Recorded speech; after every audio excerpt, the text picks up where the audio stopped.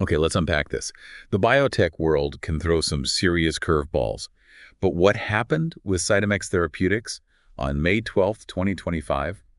I mean, their stock price just nosedived before the market even opened, Yeah. only to then, skyrocket. It was a real jaw dropper. It really was a classic biotech roller coaster. So this deep dive, we're going to try and get to the bottom of this wild ride using the research you shared to figure out, what's really going on. Absolutely. And what's fascinating here, I think, is the set of circumstances that led to such, well, dramatic volatility.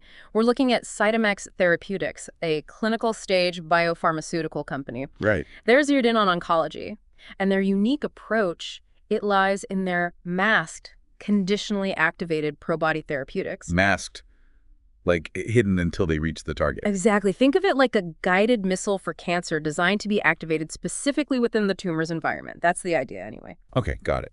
So our mission today is to really understand CytomX, what their core business is all about, the state of their financial health, how the market's reacting, and the potential risks and rewards for anyone trying to decipher this kind of biotech story.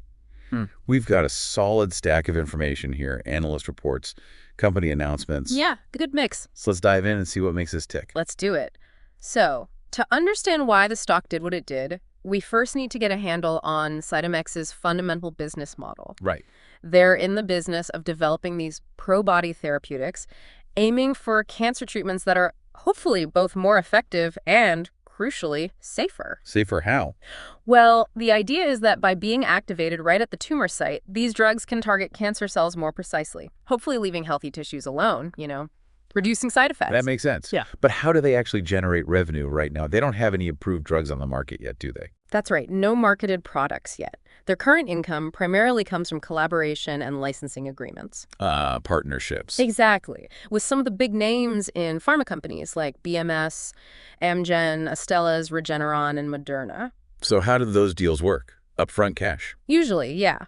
They typically involve upfront payments when a partnership is formed, then potential milestone payments as their partnered programs make progress. Okay. And then potentially royalties down the line if any of these drugs eventually get approved and sold. And that $50.9 million revenue in Q1 2025, that was mostly from these deals. That's right. It was largely driven by their BMS and Amgen collaborations, which, underscores a critical insight. CytomX's current value is heavily tied to the decisions and progress of its partners. That's a key risk for investors right there. Right, partner risk. We saw a glimpse of that recently, didn't we? Precisely. In that first quarter of 2025, total revenues were $50.9 million, a big chunk from BMS and Amgen.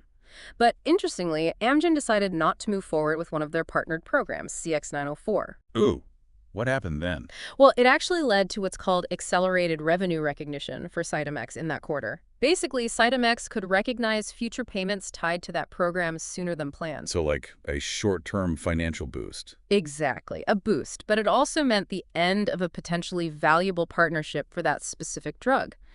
They also got a $5 million milestone payment from Astellas because another program moved forward. So it sounds like a bit of an unpredictable income stream. Very much so. Relying on these collaborations, it highlights the inherent lumpiness and, unpredictability of this kind of revenue. While their long-term ambition is definitely to generate revenue from their own approved drugs, for now, their financial inflows are linked to R&D progress and, the strategic choices of their partners. Okay, so the core of their offering is this Probody therapeutic platform. Can you break down what that actually involves a bit more? Sure. At its heart, the Probody platform is about creating these conditionally activated biologics, usually antibody-based drugs engineered with a mask. The guided missile idea again. Right. Think of it like a safety catch or a guided missile that only unlocks its warhead when it reaches the specific target zone. This mask stops the drug from binding until it hits specific enzymes, proteases, that are really active right around the tumor. Okay. When these proteases cut off the mask, the drug gets activated, but locally, right at the tumor site. The potential insight here is pretty game-changing. How so? Well, by selectively activating drugs only in the tumor environment, you could potentially overcome the toxicity problems that limit a lot of traditional therapies, and maybe even unlock drug targets that were previously considered, undruggable because they were also on healthy cells. So it's like a very precise, targeted delivery system at the molecular level. That sounds powerful. That's a perfect analogy. Huh. And the real strength of this platform, potentially, lies in its versatility. They're applying it to various types of cancer therapies. Like what? Well, one example is antibody-drug conjugates, ADCs. They link a targeted antibody to a potent cell-killing drug. Another is T-cell engagers, TCEs, which basically help the patient's own immune cells attack the cancer cells, and even things like immune-modulating agents, like cytokines, to boost the overall immune response. Gotcha. Let's zoom in on their key drug candidates then. What's leading the charge? What are they really pushing forward? Their top strategic priority right now, definitely, is CX 2051. This is an EpCAM-directed Probody ADC. FCAM. Yeah, it's a protein found on many epithelial cancers, but crucially, it's also present on some normal tissues. Ah, so that makes it tricky to target normally. Exactly. It's been a difficult target for traditional antibody therapies because of potential side effects. So CX 2051 uses the Probody tech to hopefully get around that, activating more selectively in the tumors. And this is where the big May 12th news comes into play, right? Bingo, that's the one. They announced positive interim phase 1 data for CX 2051. This was in patients with advanced late-line colorectal cancer. Okay, and the results? Pretty encouraging, it seems. In the expansion doses they were focusing on, they observed a 28% confirmed overall response rate. 28%. In late-line colorectal. That sounds decent. It does, especially considering the patient population. And even more encouragingly, at the highest dose they evaluated, the response rate was 43% in the patients whose response could actually be evaluated at that point. Wow. Okay, 43%. Yeah. They also reported a median progression-free survival, or MPFS, of 5.8 months, and the drug seemed generally well tolerated. So these results, they really paint a picture of why the market reacted so strongly on May 12th. Yeah, those do sound quite promising, particularly for a cancer that's often very difficult to treat in its later stages. They are, and based on this data, CytomX is planning to initiate a phase 2 study. They're aiming for the first half of 2026. That's a critical next step for this lead candidate. Okay. What about their other main programs in development? Anything else significant? Another important one is CX801. This is a pro-body form of interferon alpha-2b. Interferon, that stimulates the immune system, right? Exactly. It's a type of cytokine known to do that. They have a phase 1 study currently underway in metastatic melanoma. Okay. And they're planning to start a combination study with Keytruda, the big immunotherapy drug, later in 2025. Ah, combination therapy. Interesting. Yeah. And we should also see some initial phase 1A data from the monotherapy study, probably sometime in the second half of this year. And then there was CX904, the one with Amgen. What's the latest on that? You mentioned Amgen pulled back. Right. As we touched on at the Q1 revenue, Amgen decided not to pursue further development of CX904. This was an EGFRX-CD3 Probody TCE. So what happens to it now? Well, while that decision led to the accelerated revenue recognition for CytomX, the future of this particular candidate is uncertain now. It kind of depends on CytomX's own resources and ongoing talks with Amgen. It's a good reminder, though, of the risks that come with these partnered programs. Definitely. So where does all of this put CytomX in the broader market right now? Well, currently, as a clinical stage company, they don't have any commercial products generating sales, so, no market share in that traditional sense. Yeah. Their position is really as an innovator in this specific field of masked biologics. Before the recent stock offering, their market cap was hovering around $87.9 million. Which seems pretty low for biotech. It did. But with the $100 million offering and that subsequent jump in stock price, their pro forma market cap is now likely somewhere in the range of, say, $205 to $295 million. Wow, quite a jump. What does that tell us about how the market's now valuing them after that offering and the data? It suggests a significant re-rating based on the reduced risk profile, both clinically and financially. Now, they did report that net income of $23.5 million in Q1 2025. Yeah. But it's really important to remember that was largely due to those collaborating revenues we discussed, especially the accelerated Amgen payment. It's not ongoing operational profit. Got it. And didn't they cut staff recently, too? They did. Earlier this year, they reduced their headcount by about 40%. That was a clear move to conserve capital and focus resources. Okay. What's the core reason someone would be interested in CytomX right now? What's their main appeal, their value proposition? Their primary value proposition is really the potential to develop safer and more effective cancer therapies using their Probody platform. Right. This rests on several key pillars. Enhance safety by minimizing toxicity to healthy tissues, potentially improved efficacy through localized drug activation, the possibility of targeting those previously undruggable targets, creating novel and maybe safer combination therapies, and just the overall versatility of their Probody platform across different drug types. And the recent CX-2051 data kind of backs that up potentially. Exactly. It provides early but significant evidence supporting this value proposition. It's the first real clinical demonstration for one of their lead, wholly owned assets. So just to recap the basics, CytomX develops these masked biologics for treating cancer.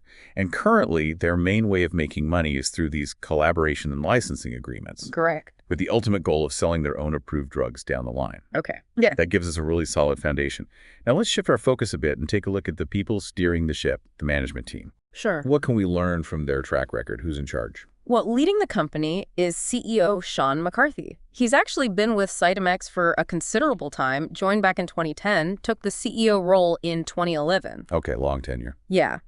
His background includes experience across R&D, business development, corporate finance, general management, mostly within the biotech sector. He had prior roles at places like Millennium Pharmaceuticals and SGX Pharmaceuticals. So he's been at the helm as CytomX has moved from being more of a platform tech company to actually having drug candidates in clinical trials. Exact. And securing these big partnerships. That's right. Under his leadership, they've hit significant milestones. Obviously, the recent positive CX 2051 data and that successful $100 million financing are key examples. He also oversaw that strategic restructuring earlier this year. Okay. Anything else notable about him? Well, it's worth noting, just for context, that he does have a history of selling company stock over the years. Public records show that. But importantly, he also maintains a significant personal stake in the company. Right, and the rest of the team. The rest of the executive team also seems to bring a wealth of experience from well-established pharma and biotech organizations, covering critical areas like, scientific research, clinical development, finance. The usual key roles seem well covered by experienced people. What about how they've navigated challenges in the past? Does their history offer any insights into their crisis response? How do they handle bumps in the road? Well, a notable recent example is that restructuring in Q1 2025, cutting the workforce by 40%. That was a direct response, it seems, to the need to manage their cash burn and prioritize their most promising programs. Okay, a tough decision, but maybe necessary. Potentially. Their reaction to Amgen's decision on CX-904, where they managed to accelerate that revenue recognition while still exploring future options for the program, also shows some adaptability, perhaps. And then the speed of that $100 million financing happening almost immediately after the positive CX-2051 data, that definitely showcases an ability to act quickly and capitalize on good news to strengthen the balance sheet. It seems opportunistic in a good way. How open and transparent are they with their communication? Do they keep investors well-informed, generally? They appear to follow pretty standard industry practices for a public biotech. Regular press releases for financial results, clinical updates, other news. Standard stuff. Yeah. Often followed by earnings calls where management discusses results and takes questions from analysts. They also have an investor relations section on their website with presentations, SEC filings, 10Qs, 10Ks. Okay. The level of detail they provided recently, particularly around the CX-2051 data release, seemed quite comprehensive. And in terms of their ethical reputation, is there anything noteworthy from what we know? Any red flags? From the information we have access to, there aren't any obvious red flags jumping out. I mean, they operate in a highly regulated industry. Ethical conduct in clinical trials and business practices is pretty paramount. And their core mission, developing cancer treatments, is inherently aimed at addressing a significant health need. As a public company, they're also subject to standard corporate governance rules and oversight. Okay, so the big questions then. Yeah. Based on what we know, Do they seem to be, honest, capable, and focused on the interests of their shareholders? What's the gut feeling? Well, based on their public communications and actions, there's no clear sign of dishonesty. Regarding capability, the experience of the leadership team, plus the recent achievements like the CX 2051 data and the financing, certainly suggest a capable team. Sure. Their focus on shareholders, that's maybe a bit more complex. How so? Well, strategically prioritizing key assets like CX 2051 and managing costs, those are positive signs for long-term value. However, that recent $100 million financing, it caused significant dilution for existing shareholders. Right. More shares outstanding means each existing share is a smaller piece of the pie. Exactly. While potentially necessary for the company's survival and progress, it definitely impacts current shareholders. And the CEO's history of stock sales, while not necessarily a lack of faith people sell for many reasons, it's something investors might look at. Overall, their actions seem geared towards building long-term value, but ultimately, success hinges on the drug pipeline delivering. That'll be the real test of how shareholder-oriented they've been. Let's dig a little deeper into how they're using their money, their capital allocation strategy. Where are they primarily investing? What's the focus? Their primary focus for capital allocation is clearly and heavily on research and development, R&D. Makes sense for biotech. Absolutely. A substantial portion of their operating expenses goes right back into advancing the Probody platform and their pipeline candidates. We saw in Q1 2025, for example, R&D expenses were about $18.9 million. And that strategic decision earlier this year to prioritize their wholly owned clinical programs, especially CX 2051, that demonstrates a focused approach to R&D spending, plus the proceeds from the recent $100 million offering, explicitly earmarked for R&D activities. So it's heavily weighted towards investing in their core science. What about things like M&A or share buybacks, dividends, anything like that? Their history and public statements suggest large-scale mergers or acquisitions aren't really a central part of their strategy right now. Maybe opportunistic in licensing, perhaps smaller tech acquisitions if something complementary came along. Right. But the main emphasis is internal R&D. As for share buybacks and dividends, generally not typical for a company at this stage. They're not consistently profitable yet. They need to conserve capital to fund the pipeline. Okay. So reinvesting everything back into the business. Pretty much, yeah. What about the standard financial metrics for return on invested capital, ROIC? Are those meaningful to look at for a company like CytomX right now? Not really, no. Not in the traditional sense. ROIC looks at the return on capital that's already generating profits. And they're not there yet. Exactly. For a clinical stage biotech like CytomX, their investments in R&D haven't translated into revenue from marketed products yet. So looking at historical ROIC figures would be, frankly, misleading. So what should investors focus on instead? It's more about the productivity of their R&D efforts. Things like how efficiently are they moving drugs through clinical trials? What's the quality of the clinical data they're generating? Those are the indicators of potential future returns. The return at this stage is really locked up in the potential of their technology and their drug candidates. So the crucial question remains, are they deploying their capital in a way that is likely to build long-term value for shareholders? It sounds like the jury's still out. That's the fundamental question, and yes, the answer is definitely still unfolding. On the positive side, you have the strategic focus on CX 2051, the cost management efforts, the ability to secure financing on good news. That all suggests a focused approach. The market's positive reaction also indicates investors see potential in their current strategy. However, you have to weigh that against the shareholder dilution from the financing, and critically, the ultimate outcomes of their clinical trials. Yeah. Ultimately, the effectiveness of their capital allocation will be judged by whether they succeed in bringing products to market and generating sustained value.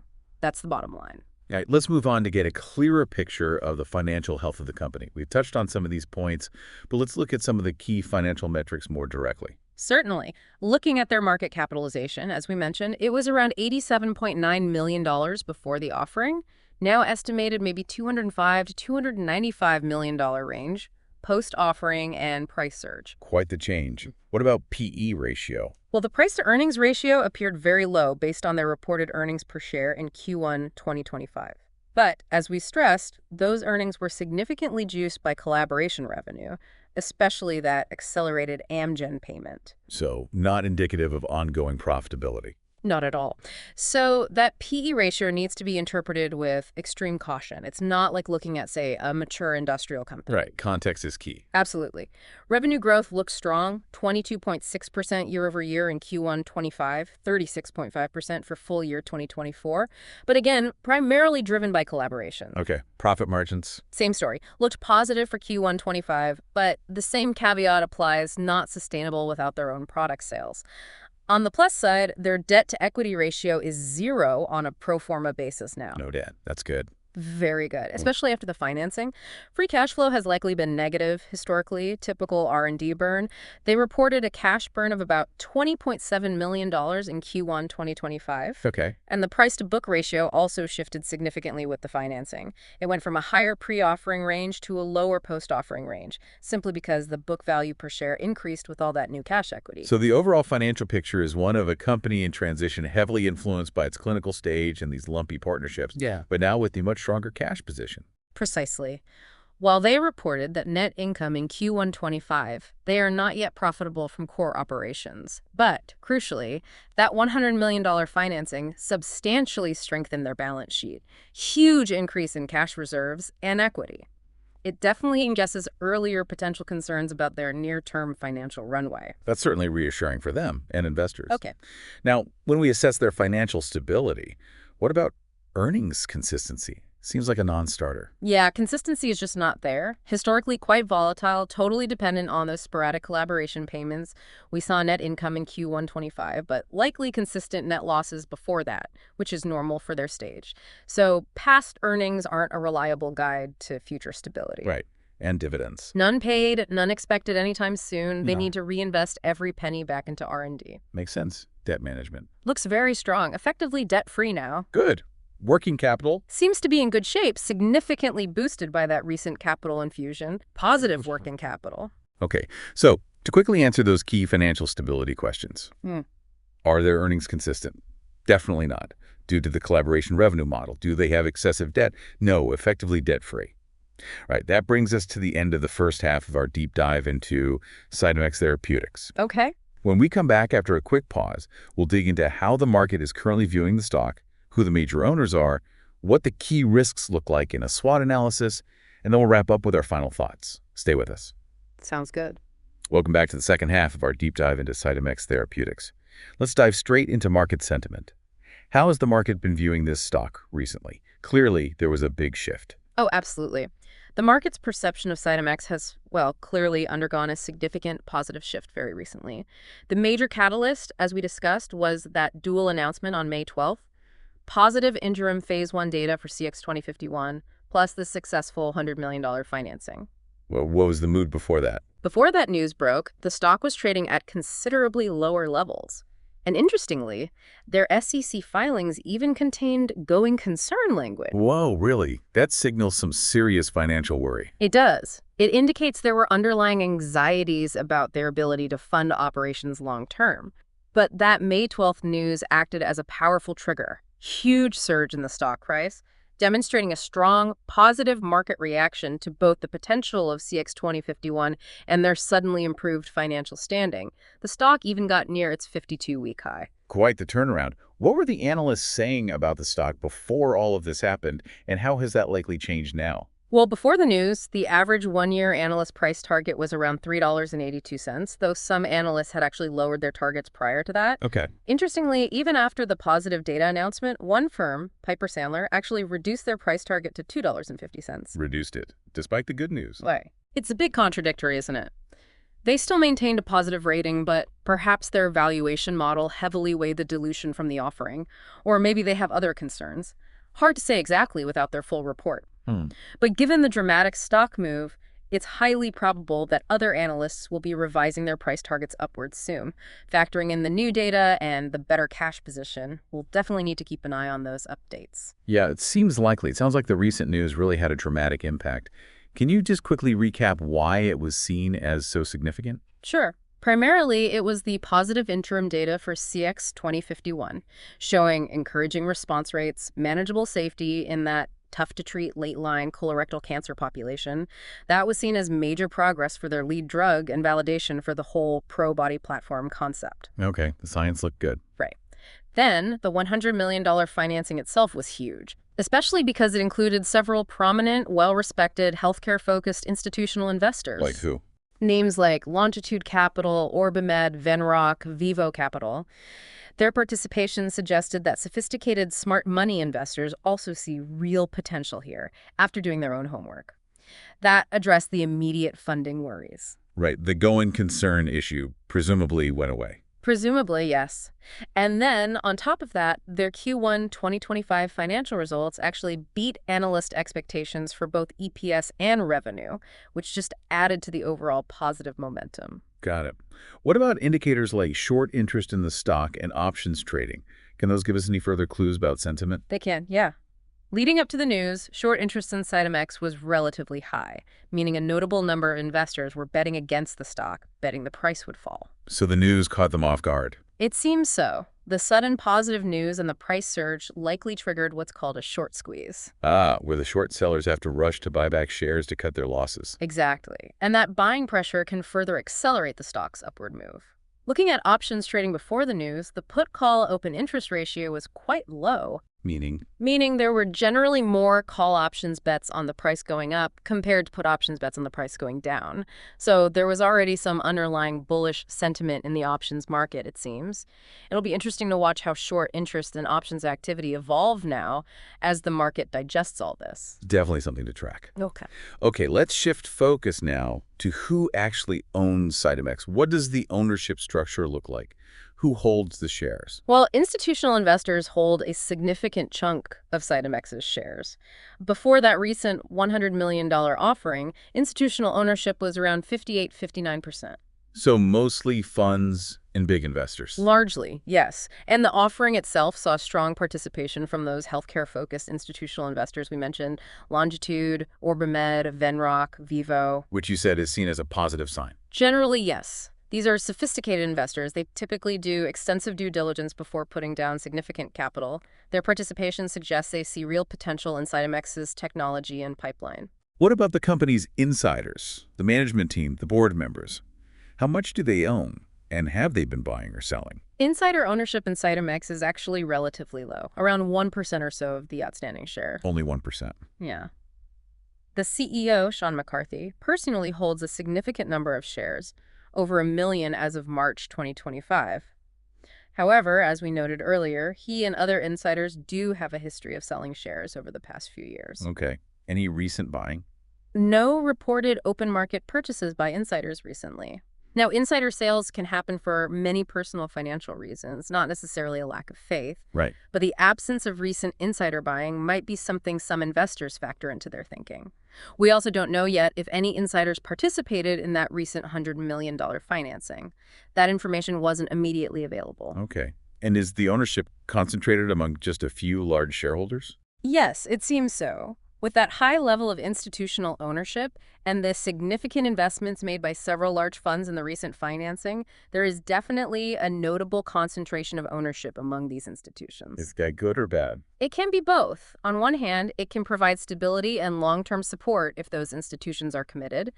On the other hand, if one or two large holders decide to sell a big chunk of shares, that could potentially have a substantial negative impact on the stock price due to the selling pressure. Right, concentration risk. Finally, on ownership, what can we tell about the company's corporate governance from the info we have? Is the board looking out for shareholders? Well, we don't have super detailed information on their specific governance practices just from these snippets. Okay. You'd really need to look at their full proxy statement for that level of detail. Okay. However, as a NASDAQ-listed company, CytomX would be expected to adhere to standard governance practices. Things like having a board with a majority of independent directors, key committees for audit, compensation, nominations. Standard board structure. Right. And the fact that their board includes experienced individuals like Dr. Alan Ashworth, he's a very well-respected figure in cancer research, suggests they have access to significant expertise and guidance at the board level. But yeah, a full assessment needs the proxy statement.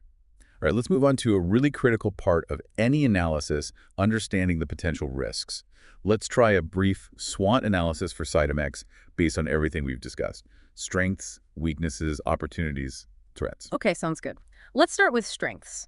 Number one is clearly their proprietary Probody platform technology and the deep scientific expertise they've built around it. The core tech. Exactly. They also have a strong portfolio of intellectual property protecting their innovations. The promising interim data from CX 2051 is now a major strength. Their established strategic partnerships with big pharma provide validation and resources. And, as we discussed, they have an experienced leadership team. Okay, solid strength. What about weaknesses? Where are they vulnerable or limited internally? Well, as a clinical stage biotech, they face all the inherent risks of clinical trial failures. Drug development is long, expensive, and uncertain. Big one. Huge one. They are also reliant on external financing to fund operations and have that history of significant cash burn, though the recent financing helps their short term. Their dependence on third-party manufacturers for drug products introduces supply chain and quality control risks. Right. They currently lack their own commercial infrastructure sales force, marketing should they get a drug approved. Their success is also heavily concentrated on this one core Probody technology platform working out. And finally, partner risk, like we saw with Amgen pulling back on CX-904. Okay, quite a few weaknesses inherent to their stage and model. Now, looking ahead, what opportunities could CytomX potentially capitalize on? The oncology market is massive and still growing, with huge unmet medical needs. That's the biggest opportunity context. Continued positive clinical data from their pipeline could further validate the Probody platform and maybe attract even more or more lucrative partnerships. Makes sense. There's also potential to expand CX 2051 development into other cancer types, or maybe earlier lines of treatment. Advancing their other pipeline candidates like CX-801, the possibility of successfully targeting those undruggable targets is a huge potential upside. And of course, securing new collaborations could bring in more cash and resources. Lots of potential upside if things go right.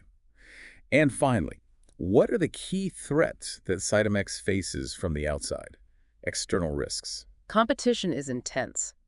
The oncology space is incredibly crowded, with numerous companies working on similar or alternative approaches, other ADCs, other conditional activation platforms. Yeah, companies like BioAtla, Janux, Verla were mentioned. Right, those are some names in the space. The ever-present risk of clinical trial failures and navigating complex regulatory hurdles are major threats for any drug developer. Future financing risk is still there. They'll likely need more capital down the road. Reimbursement challenges for new, expensive therapies are always a potential hurdle. Okay, anything else? We also need to consider the potential impact of things like U.S. tariffs. If they rely on imported materials or manufacturing components, tariffs could increase costs, disrupt supply chains, especially from places like China or the EU, and potentially impact R&D budgets.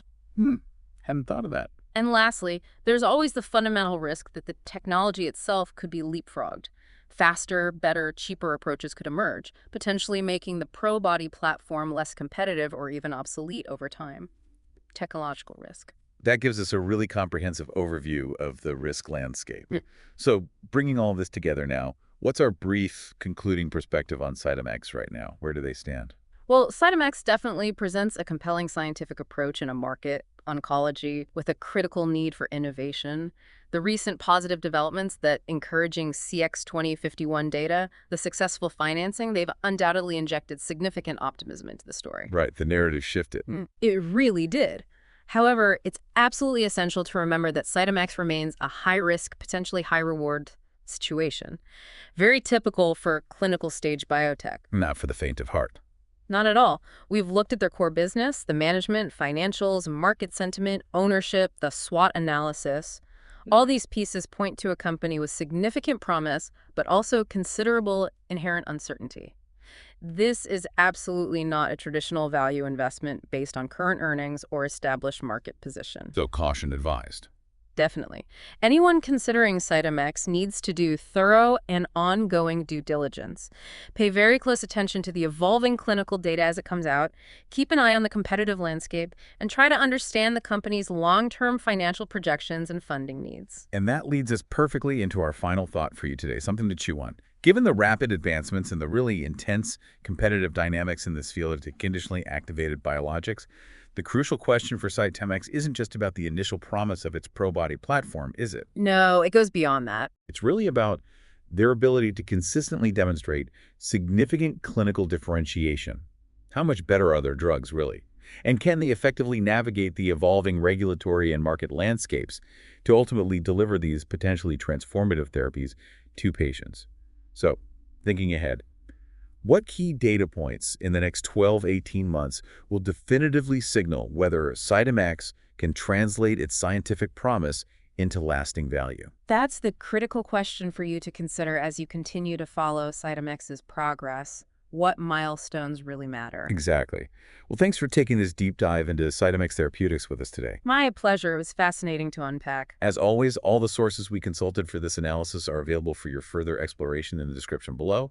We'll be back soon with another in-depth look at a topic you suggested, so please stay tuned. Looking forward to it. And if you found this analysis insightful, make sure to subscribe to the Stock Analytics AI YouTube channel for more in-depth explorations like this one. Please do. And just a reminder, please remember that the information discussed today is for educational purposes only and should not be considered financial advice. This content was generated by AI based on the provided sources. Thanks for listening.